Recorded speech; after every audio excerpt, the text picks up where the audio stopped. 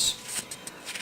It is, of course, very common these days to discuss the fact that science fiction is not about prophecy and is a poor prophet, but at least in 1939, one of its leading producers was viewing it as prophecy, and a magazine devoted to science fiction felt enough of that theory to run it as an editorial.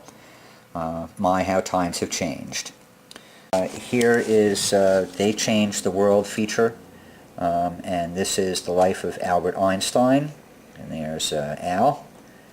And here's an illustration of the experiment that proved that light bent, and Albert playing the violin, the universal theory of everything, and of course next month we'll have the life of Madame Curie. The Scientifiction Hall of Fame. I believe the first ever declared Hall of Fame.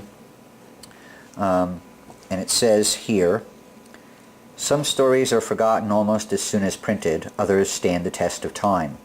Because The Eternal Man by D.D. Sharp has stood this test, we are nominating it for Scientifiction's Hall of Fame. In each issue, we will nominate and reprint another favorite of the past. This department has been inaugurated in response to scores of requests from science fiction readers. In writing the Startling Stories, please vote for your favorites. We will adopt as many of your suggestions as possible. We are endeavoring to bring you the very best that has been written in this field and to make realities of your memories.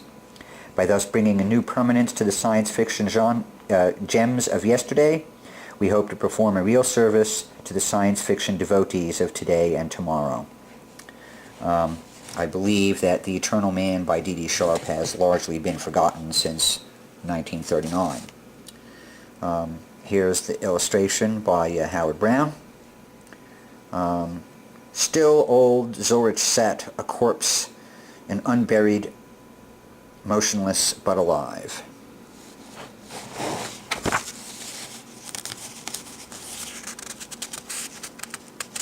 The people listed are Poe, Wells, Doyle, and Verne.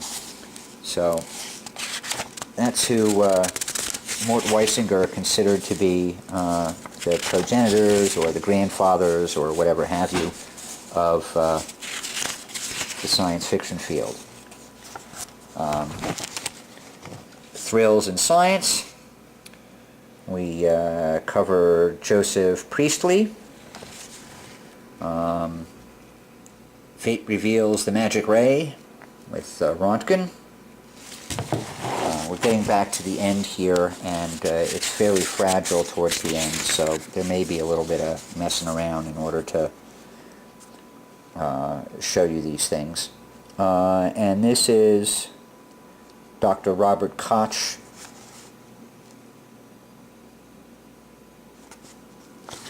And Columbus of Space. Just lost a bit of a page here. A science fiction question box. What is absolute zero? How well do animals see? What is a Thurblig? What will the fate of the Earth be? Promo for Thrilling Wonder Stories. Title page for Ian Dobinder's Science Island, and the same robot from the cover, and the tiny little people hiding. And let's see, what else? Have to do this left-handed. Here's the letter column. The ether vibrates. And we have letters from Arthur K. Barnes, Edmund Hamilton, Otis Adelbert Klein, Manly Wade Wellman, Earl and Otto Binder, Arthur Burks, Isaac Asimov, and John Gayunta. Arthur said that word has reached me, anent the companion magazine to Thrilling Wonder Stories. Congratulations, and here's wishing Startling Stories a super success in the science fiction world.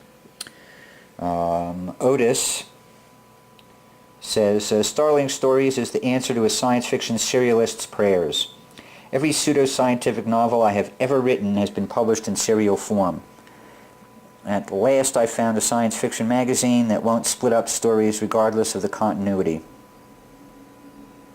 So here's hoping that I become one of your future contributors. Interesting that he refers to his own writing as pseudoscientific. Manly Wade Wellman says, the Stanley G. Weinbaum novel The Black Flame should set Startling Stories off to a swell start. Thanks for the preview news regarding the magazine. Your scheduled list of science features sounds perfect, particularly the Jack Binder strip, They Changed the World. And I bet Startling Stories changes the science fiction world.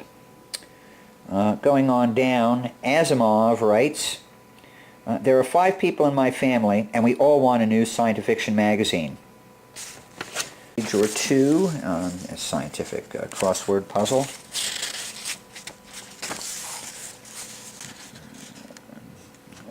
The typical rupture ad. Another promo for Thrilling Adventures.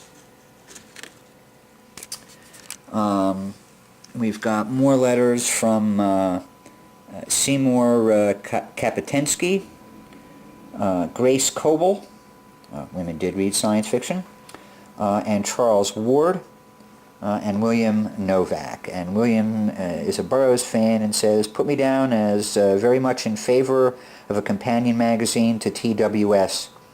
I like the suggestion of W.C. Scheibel of Tuscaloosa, Alabama, regarding longer stories in the new magazine. This is an illustration of how questions were asked through the letter column of Thrilling Wonder Stories regarding the new publication, and those suggestions were folded into what was done with Startling. And here's the back cover with an ad for getting rid of your piles and the many reasons why you might have them. Here is the spine.